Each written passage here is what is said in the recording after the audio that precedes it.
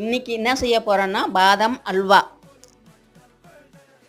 பாதாமை சுடு தண்ணியில் அரை ஊற வச்சு தோலை உரித்து எடுத்துக்கோங்க. மிக்சியில் பாதாமை போட்டு பாலை ஊற்றி கொஞ்சம் திரியாக அரைச்சி எடுத்துக்கோங்க.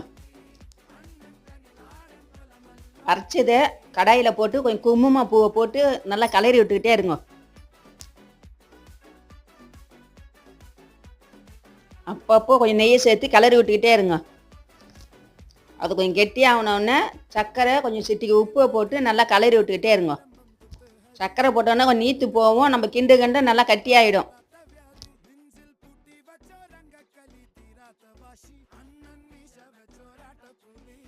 கடாயில் ஒட்டாமல் ஒன்று திரண்டு வரும்போது இறக்குனீங்கன்னா ரெடி.